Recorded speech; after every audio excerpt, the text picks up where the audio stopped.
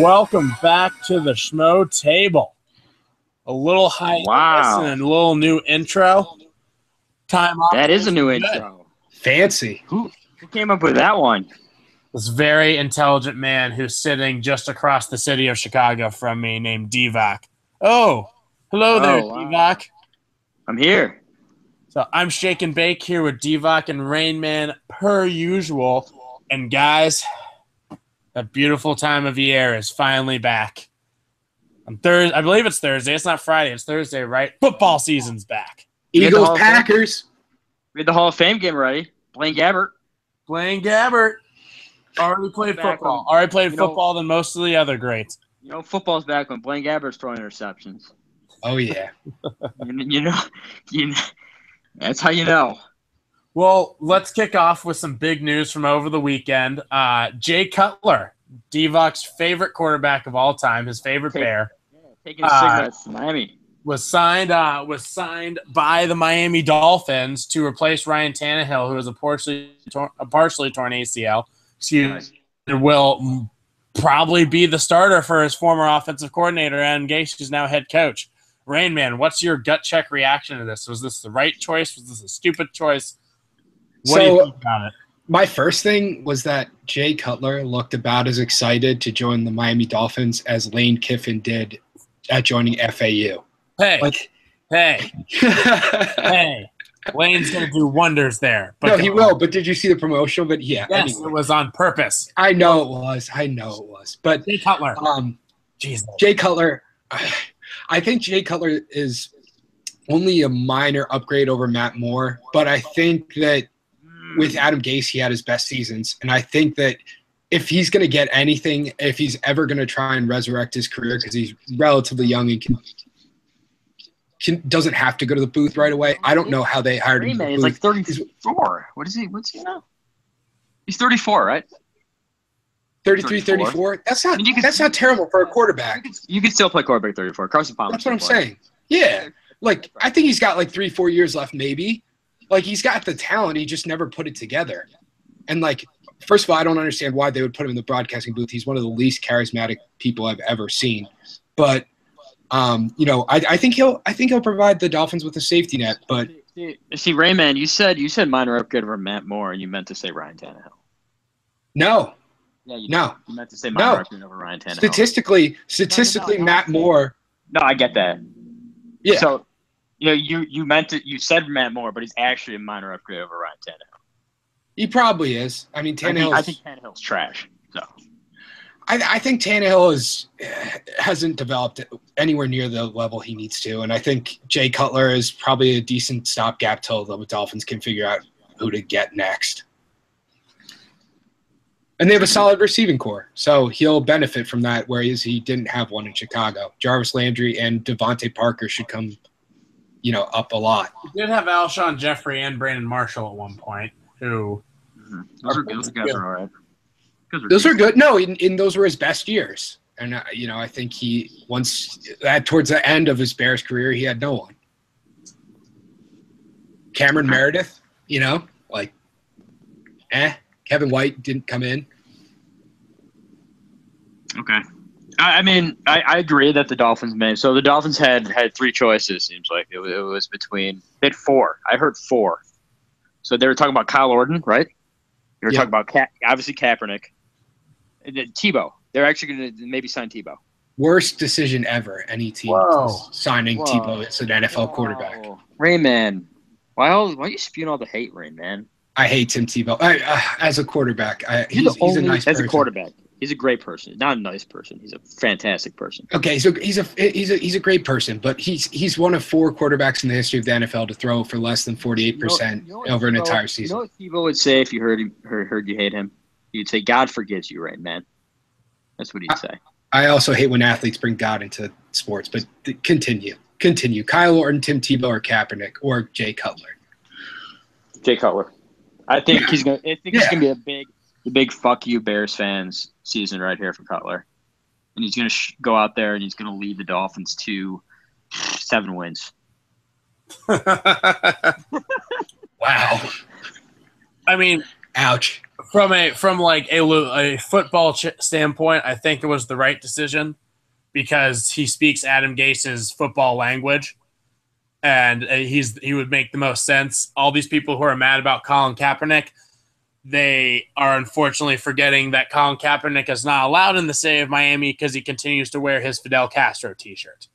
Oh. That is a no-no to the people of Miami. Remember Ozzie Guillen, who's one of the better managers, was one of the better managers in baseball when he took over for the Marlins? Mm-hmm. Then he said that he supported Fidel Castro and all of a sudden did not have a job and never has resurfaced in the MLB. Colin Kaepernick is not allowed in the city of Miami, nor would the owner of the Dolphins make any exceptions for that exact reason. They'd lose a large chunk of the fan base just based off that. No, I mean, they made the right choice because, even though if Kaepernick has a better, more athletic skill set, it's hard to bring in a new quarterback who's not familiar with a system, this close to the season. And Cutler obviously knows exactly what he's doing with Gase. It was a no-brainer. Yeah. That was, and Cutler he played his best. Not only did he play his best when Gase was the coach, but I think his attitude changed immensely. For whatever reason, when the Bears were good, Cutler's attitude was at his worst. And then as the Bears got worse, his attitude seemed to get better. I mean, Jay Cutler is just an apathetic human being. That's not going to change. That is who he is as a person, and you kind of have to take that as it is because it's hard for me to say that Jay Cutler is a bad NFL quarterback. I just can't call him a good NFL quarterback. He's an extremely talented, unfulfilled on his promises quarterback. Yeah, that's just his life. But kind of moving on from that, because Jay Cutler now, who will likely be the star for the Dolphins at some point, if not immediately, that has a direct effect on fantasy football. So we're going to bring back a throwback here on the Schmo table and do a little Marry, Fuck, Kill on fantasy football. Yes. All right, so guys, I have a quick question about football in general. When football dissolves into an abyss, because it's going to, it will we miss football more or fantasy football more? I'll miss real football more, but okay, I'm going to miss fantasy football more. Okay, Raymond. What about you? That's a great question. I think I'll miss football more. I will. Scott Hansen on your TV. I'm going to miss that. Yeah. Got to. You can't overlook the nuggets that Scott Hansen drops on TV, like Vic Ballard, like the most rushing yards ever out of Mississippi Gulfport State back in 2011. That's the type of shit he'll drop. Be like, they have nuggets. Nuggets, so many nuggets. He's like so many nuggets. But okay, Marry, Fuck, Kill. This is what we're doing. So the Marry is someone we're gonna think's gonna have a Marry is like the guy you want to take with one of your first picks. You think you can base a whole lifelong relationship around this player. Right. Well, I'm married to many people. Is polygamy allowed in this? Because I'm married to lots of. We're not old school Mormon. You got to choose one for now because we haven't even gotten into the real season yet. But as we go along, I will let you expand your harem. Okay, I want to be a Mormon. Well, you don't want to be a Sultan? I'm more of a Sultan guy personally, but Mormon, that's just me. It rhymes with my real last name. You got to be like an old school Mormon. The new Mormons don't allow it, but the old school, like really like back in the day, Joseph Smith Mormons accepted it. Well, my real first name is Joseph. My last name rhymes with Mormon. So. Close enough. Close enough. Well, and Divock does not rhyme with Mormon. It does not.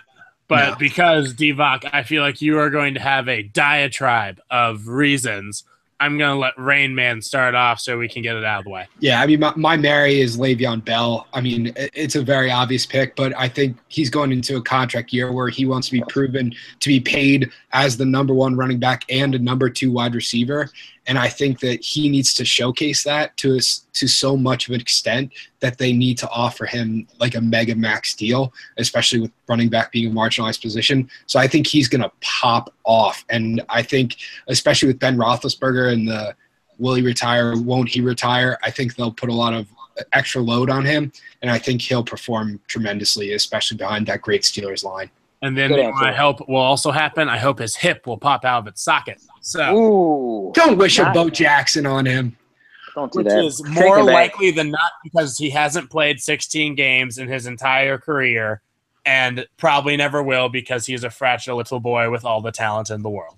That's hate talk right there from Shake and Bake. But it's at least he's not a no talent running back like Trent Richardson. I would never. I will light your family on fire. What?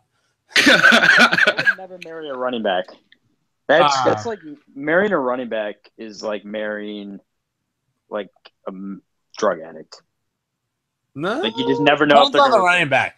I just can't trust Le'Veon Bell to play 16 games. The problem is because of his ability to receive the ball, he makes up for it fantasy football wise.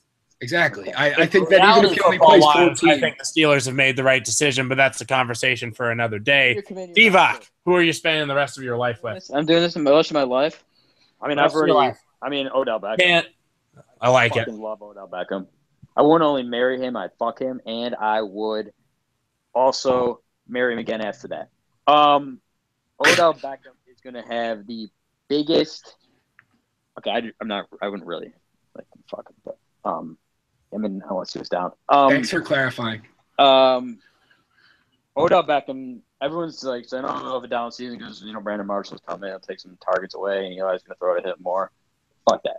Odell Beckham is going to have a monster season, biggest season of his career, right here. I agree, and that's a horrifying thought for the NFC East.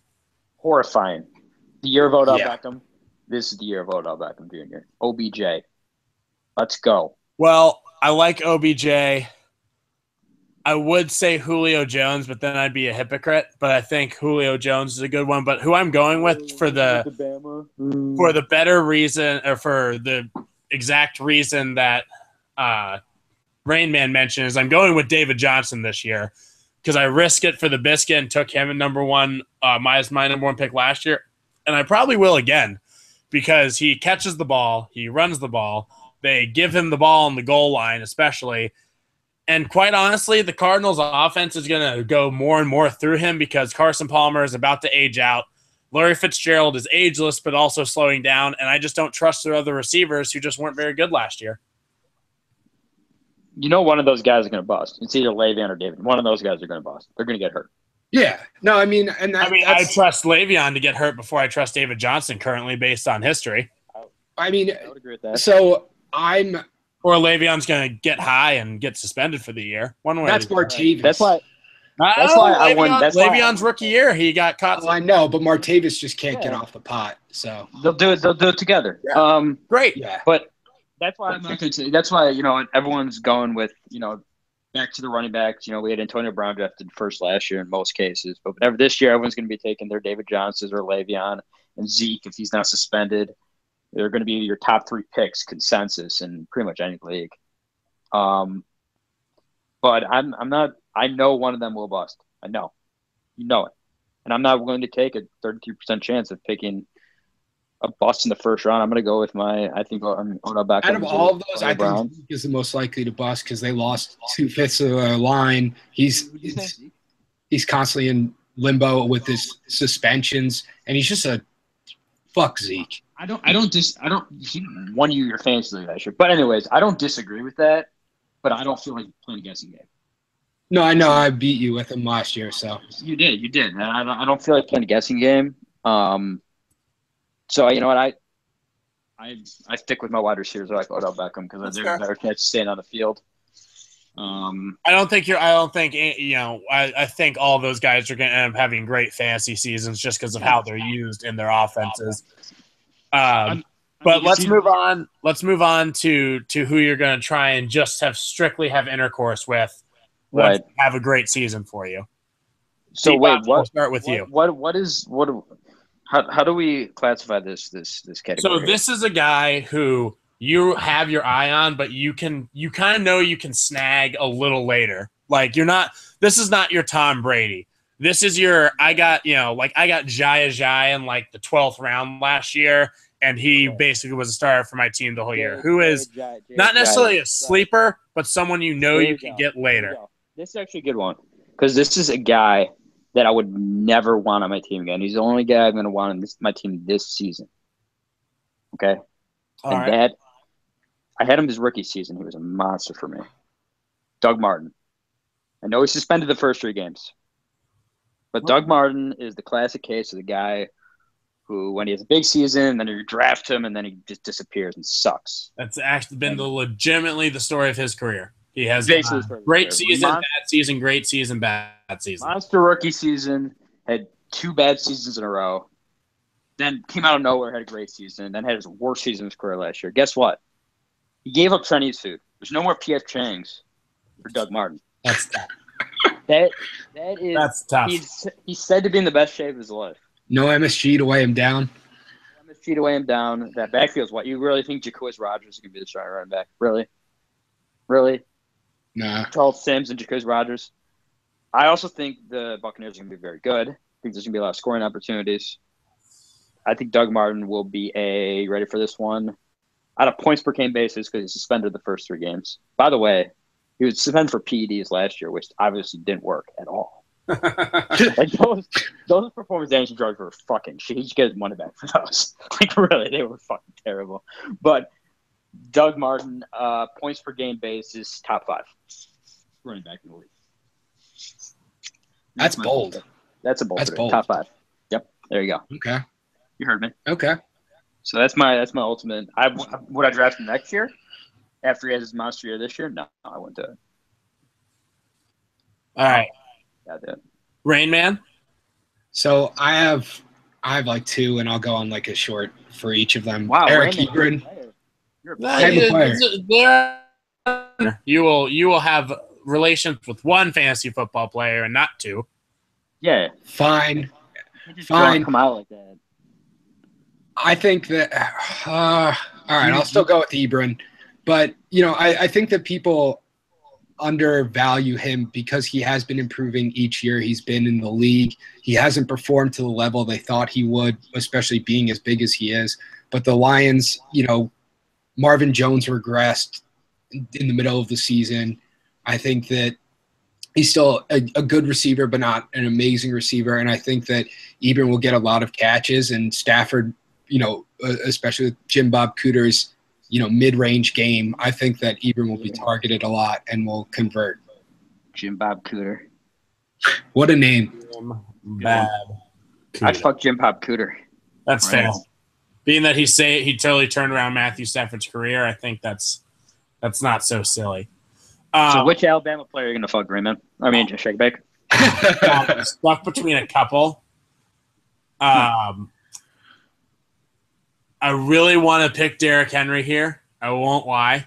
I think he's going to get a lot more carries this year behind DeMarco, but I'm not going to pick him, and I'm going to pick Adam Thielen, the wide receiver from Minnesota, who plays number 2 to Stephon Diggs. This is the same dude who had 228 yards and 4 touchdowns against the Packers, wasn't it? He had a really good year last year. He was he really did. 900 yards, 5 touchdowns. With his size, he's about 6'3". I think he's going to get more targets in the red zone, especially since Stephon Diggs didn't turn out to be the red zone threat that they thought. Sure, the Vikings are going to try and run the ball more, but I think he's going to get a lot more looks this season as the number 2 behind Diggs. Kyle Rudolph, for all his size, hasn't been a big red zone threat recently in his career. Did you just say Kyle Rudolph? I did just say Kyle Rudolph. It's like saying Voldemort. Oh. No, that's like Voldemort to me. Kyle Rudolph is my enemy. Fair. But yeah, I think it's going to be Thielen. I think you can get him in the middle rounds as a good backup receiver who you end up playing a lot more. I know I did last year, and I played him during that 200-plus, 4-touchdown game, whatever it was, and I did not regret it. Not one little bit did I regret it. So I think he's a guy who will end up being a very good having a very good fantasy season this year. And we'll have just another solid year for the Vikings. I expect those touchdown numbers to go up. I think he's the only white wide receiver who's any good that's not on the Patriots. Jordy Nelson. Oh yeah, he's black. Oops. Jordy's black. Besides Jordy, He's a white farm boy. You can't even say it. He's a white farm boy. the Jordy-year-old virgin. That is a great fancy name that I might steal or suggest to my friends who are Packers fans. I mean, I don't have friends who are Packers fans. Sorry, Divock. Friends don't let friends be Packers fans. So. All right. So who are you killing? Who is someone who either last year fucked you so bad, not in a good way, I don't hold grudges. Or just someone that you are going to stay away from this year for personal reasons or research? Rain Man, go ahead. So I think that if he's drafted, you know what, honestly, Sammy Watkins. I end up with him every other year, and he performs well for a little bit, and then he just dies. I mean, something happens, and he's just off the field. I think that, Already dead. How can you kill him? I'm gonna bring him back like Jon Snow, and Don't spoil. You gotta say spoiler alert before you say that shit. Come on, if you haven't seen up to that point. Well, maybe there are people just living out in the world having not watched Game of Thrones and just root it all for him. All right, spoiler alert. Sorry. Okay. I know. I'm just messing with it. Anyway, so I'm picking Sammy Watkins. I think that Anquan Bolden is a late pick that really could pan out. I think he's going to be a great safety blanket for Tyrod Taylor, and Zay Jones looks pretty decent. So, I just think that Watkins might have targets taken away from him with Bolden and Zay Jones in the lineup, and I think that he just won't last the season. Fair. I don't think he'll last the season either. But that foot injury is a problem. Nice. Shake and bake. Are we? Who's going? Am I going to go? Yeah, go right ahead. I will kill. I will kill him.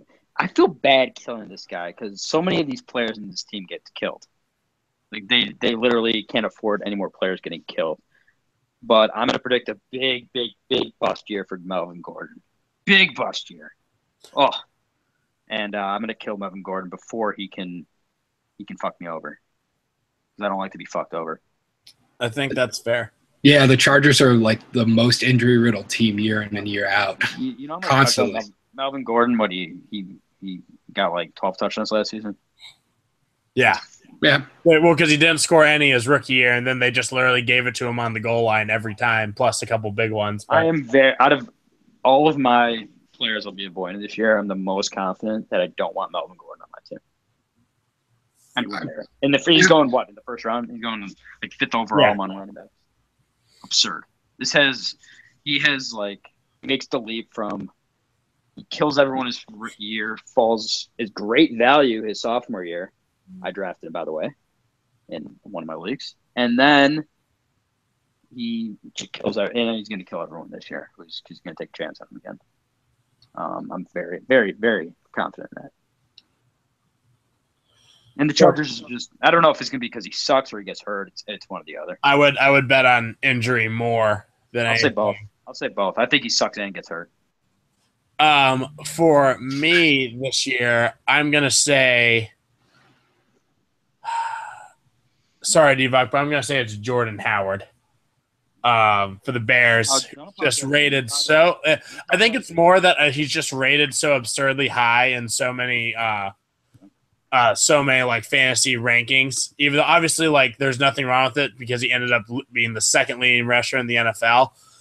But the Bears didn't really get better up front, and they definitely kind of got worse on offense overall. Mm-hmm. And it is hard for me to believe that he is going to repeat that in his rookie year with defenses really keying on him. Okay. I mean, there's a lot of bust talk for him. Yeah. You're not alone. You're not alone in that. There's a lot of bust talk for him. Yeah. His ADP is way too high. I think he's going to be overdrafted and people are going to be disappointed. Like, I don't think that's a shot at him for his career. Matt Forte had a couple down years too, his second and third year, and then bounced back to be just fine. I think he's that caliber of player, talent-wise, but I think he's going to have a sophomore slump, and fantasy owners will be upset. All right. Could we add one more category? I don't know what I want to call this category, but maybe a category where you're hearing a lot of rumblings about people being down on this player, but you are not going to be afraid to draft them. What Could we make a category for that? Sure. That'd be like a pity fuck, maybe. I don't know what that is. Yeah. Sure. I'll go. I'll let you guys think about it for a little bit.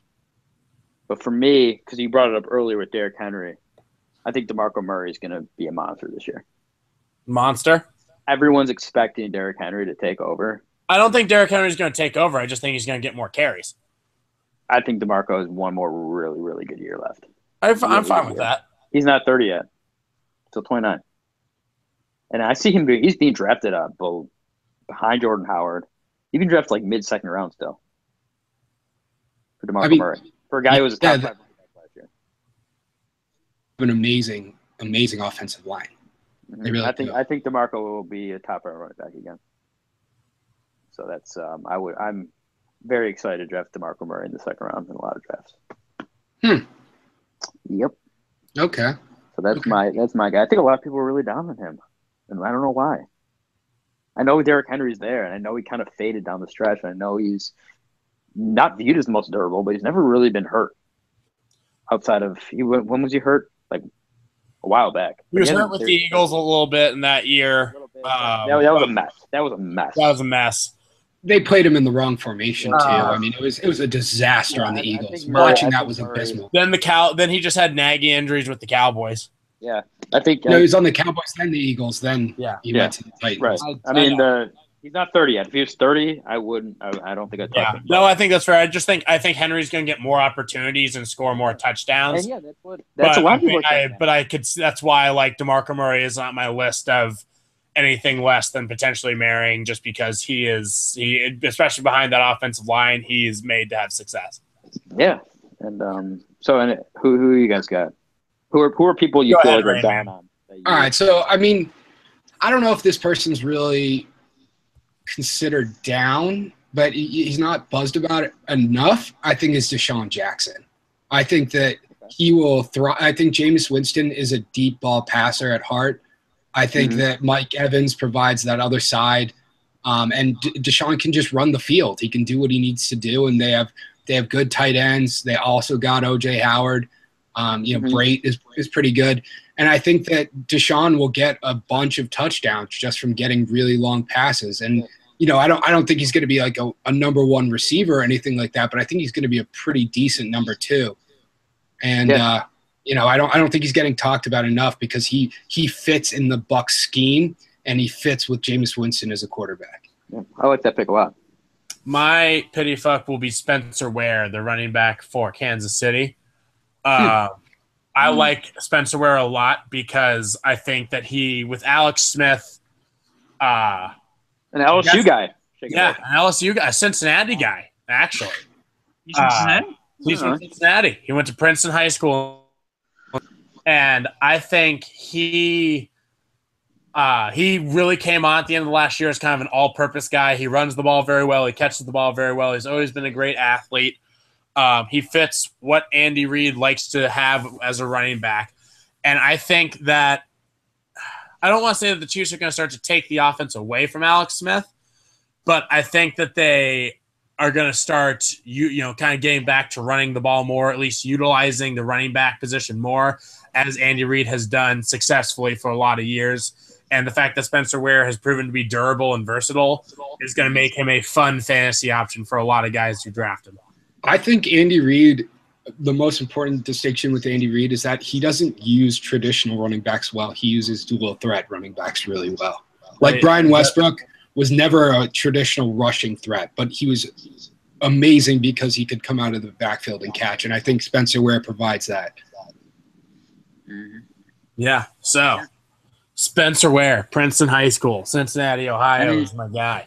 Any guys who are buying the hype on? We want to go into this category? Let's do instead of guys, let's do teams. Teams who are being hyped, as happens every year, that you guys are really set on. I feel like Rain Man only has one choice for his, but Rain Man, go ahead. Oh, I'm absolutely going to be a homer on this. I mean, it's the Eagles, hands down. I mean, saw that coming. Oh, come on. First of all, how could I be a fan if I didn't pick them? But second of all, I actually do think that they're, due to at least get two to three more wins. I think that Doug Peterson finally gets himself together. I think he finally avoids the dumb mistakes, like not going for the field goal and missing on a 4th and 2 and losing, stupid shit like that.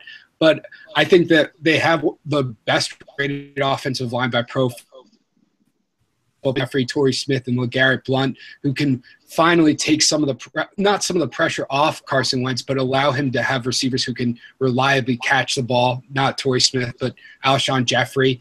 And I think it can allow Zach Ertz to kind of grow into the role he needs to, not being the primary guy. It allows Jordan Matthews to shift from a second, to a second or a third option instead of being the first where he was, really covered. And I think that their defensive line is stacked. They got Chris Long. They drafted Derek Barnett, who they said looks great. And I think that their only weakness, and I think next year will be the year that they really make that huge leap, is when Sidney Jones comes in and starts playing corner. And, their secondary is their biggest weakness. And that's going to suck against, OBJ, Brandon Marshall and Sterling Shepard, Des Bryant, Terrence Williams. Like the Rayman, I'm going to cut you off for 2 seconds. Do you accidentally always say ODB instead of OBJ as well? Yes. All the time. I do all too. The time. I do it. All the time. Old dirty bastard. All the time. All the time. Continue. Sorry. That just needed to be stated for our viewers. Yeah, no, I absolutely do it all the time. But, I think that they're going to struggle against some of the better teams with, against the pass.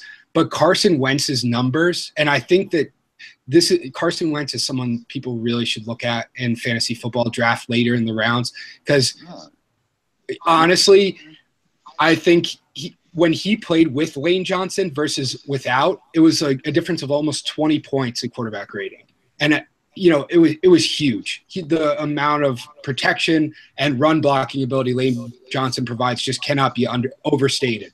So I think Carson Wentz is going to make a huge leap. Do you want to go or am I? Sure. The team who I am choosing is actually going to be the Houston Texans. And I know that that's kind of an interesting take from a team that won their division and plays in a bad division, and also really was obviously was a playoff team last year. But I think that Bill O'Brien will get a good shot of kind of finally getting his quarterback who he wants there, who he can groom from the start, in Deshaun Watson. I've been high on Deshaun Watson forever. I watched him throw for 400 yards in a loss in the national championship. I watched him throw for 400 yards in a win in the national championship. And I think he is a guy who can be the franchise quarterback of the Houston Texans that they have been desperately missing for years. They get J.J. Watt back, so that number 1 ranked defense is only going to get better. I think that finally, I don't think that they're necessarily going to win the Super Bowl because there's only one team this season who's going to really win the Super Bowl. But I think that the Houston Texans are going to be a much bigger threat all around, especially with Lamar Miller in the backfield to be the ultimate safety net for Watson. I just see him starting to take that offense to a new level this year, and that defense only getting more dominant. You didn't even mention the biggest addition the Texans made. You mean by subtracting Brock Osweiler? Yeah, of course. That was it. That's all you needed to say. Yeah. They don't have Brock Osweiler anymore. That's fair. They pulled an NBA salary dump. That's incredible. Yeah. That never happens in the NFL. Dumped on the Browns. The Browns and Osweiler match made in heaven. It really is. I'm fine with it. I'm totally cool with it. That is. All right, Divock, who is your team that you're high on? Oh, man, I'm so high. I'm so high on this team that I even did my annual somewhat blacked out bet on this team during our annual Clown Bowl night for our, our fantasy football Clown Bowl night, where the last place team is dressed up like clowns. And we're going to try to make it back-to-back years now. Cleveland Indians was the first year. Cleveland Indians win the American League. 40-1 Super Bowl bet on the Tampa Bay Buccaneers. Ah. Yeah, there it is. Jameis the boys. Fuck her right in the pussy. I know. The Tampa Bay Buccaneers. They are going to be really good this year. Really good. That NFC South, for whatever reason, always seems to turn over. That does. You had the Panthers kind of come out of nowhere to win the NFC South and go to the Super Bowl. You had the Falcons pretty much come out of nowhere to win the NFC South and go to the Super Bowl. We're going to try to make that 3 years in a row. The Buccaneers have a great defense, really good young defense. Quan Alexander is really unknown, underrated player. I mean, you already know what type of year I think Doug Martin's going to have running the ball. Jameis is added. I don't think Mike Evans is going to have the big year he had last year, but I think adding Deshaun Jackson gives him another huge weapon. Your boy O.J. Howard out of Bama. Jameis has a lot of guys you can throw to. I don't know if James can have the biggest statistical year. I think a lot of touchdowns, because it's hard to predict because the touchdowns are so unpredictable. But I think Jameis is going to have his best year in terms of QB rating, efficiency, offensive efficiency, limiting the interceptions, limiting the mistakes. Buccaneers are going to be good. And it also factors in that I don't think the NFC South is going to be very good outside the Buccaneers. I think the Falcons are going to be trash. I think they're going to be terrible. They're going to have a huge step back. I'm fine with that. The Falcons. Do you ever trust the Atlanta Falcons? No. But I trust them more now. They had a 28-3 lead, and I had to tell my friends it's very far from over. I was saying the entire year the Falcons would fuck up, and I was just waiting. I knew it. It happened. I just didn't know what happened at halftime of the Super Bowl. I thought it happened way before that, like week 7. All right, well, let's flip it up then. Who is a team that you expect to take a step back? Divock, why don't you just keep going? Okay, well, I got that. I won't say the Falcons just because I kind of put them out there. I'm going to say another team I really think is going to be very disappointed this year is the Oakland Raiders. Ooh, see, I think this is a popular pick. Yeah, I'm not a big Derek Carr guy. Really? That's not my reason if I was going to pick the Raiders, but that's right. Derek Carr, he has not ever – he's a 7 yards per attempt passer in his career. That's like Alex Smith, Sam Bradford territory. It is. Like, he has an unusually high amount of touchdowns for someone who doesn't throw the ball that far in general. Like, he shouldn't be putting up those stats. I don't think the Marshawn Lynch thing is going to work out. I don't think Jack DeRay is a very good coach. I think he's a very overrated coach. He's never had back-to-back winning seasons in his career. He also looks like a bad guy in a Disney Channel movie. He does. He looks like a villain in a Disney Channel movie, doesn't he? He kind of looks like a combination of like Shooter McGavin and like someone who would like screw some little kids over. Just getting into their like taking away their trust funds or something like that. They're trying to steal their trust funds. The kids are trying to get back from them or whatever. I don't know. He just seems like that type. He just seems like a bad guy in a Disney movie. I just think a lot of people are really high on the Raiders. I think people are just saying are giving the division to them. I don't think. Why don't you like the Raiders, Shaken Bay? The Raiders would be my pick. I still think that they'll win that division. Them or Denver. But my reason is the fact that they just I didn't realize this until the other day, and then I dug into it a little bit. They have no pass rush besides a guy named Khalil Mack. They had 25. I didn't realize that they had 25 sacks last year. As a team. Is that kind of shocking when you think about how like good the Raiders were as a whole last year? Yeah, I think they're going to be. Their other best pass rusher was Bruce Irvin and Mario Edwards, neither of which instill fear in people. Their secondary is big, but it's not great. And apparently the rumors are at training camp is the second best pass rusher on the team is rookie Eddie Vanderos, who went to UCLA. Other than that, I just think their defense is going to be an issue, and they need to do more with it. And at the moment, they have not. Yeah, I'm gonna take that under 9.5 right now at 1-1. Oh, I like it. Under 9.5. I mean, I think the Raiders can still be a very good team. Like I said, it's a different reason, but they're not going to be better. That defense as a whole, which is pretty average on the back end, isn't going to get better if they have 25 sacks again. The real team that I could see taking a step back this season, funny enough, is the Ravens. They had a phenomenal draft on the defense side of the ball by adding youth, which they desperately needed. And I thought that all those decisions were great and wonderful. Who did they draft? They got Tim Williams from Alabama, Tyson Bowser from Houston, Marlon Humphrey, who also was from my alma mater, Alabama. They just loaded up on defense. My point, which they desperately needed, because my reason for not liking the Ravens last year was they got Chris Wormley too. Yeah, they got Chris Wormley as well. They signed Tony Jefferson. They've had some injuries, yes, but for the most part, the defense I think is going to be much better and be back to being one of the more feared pass rushing defenses in the NFL. They have what will be a lackluster running game because their offensive line sucks.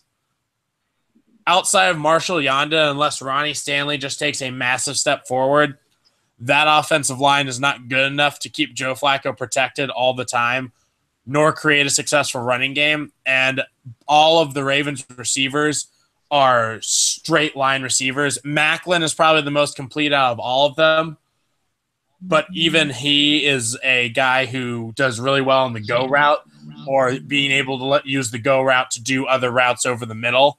He's not just a strictly underneath receiver that Joe Flacco can just dump the ball off to all the time.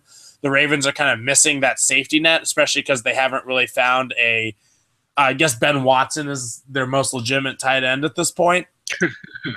And Crockett Gilmore is their check down guy, and that's really about it. Then he got hurt. I thought Crockett Gilmore got hurt. He did get hurt. I don't know if he's out for the year, though. And Pitta, I think, is actually never coming back.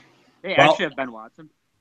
And they signed Danny Woodhead, and I just don't like Danny Woodhead's contract. I'm down on the Ravens right now, especially because, yes, that draft was great, but now all those rookies have to come in and perform immediately.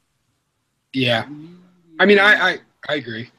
I think that the Ravens were one of my considerations, and I think Joe Flacco having back problems is not going to help them at all. No, I think Joe Flacco is vastly overrated, or especially for what his contract is. But overrated. No one even considers him elite.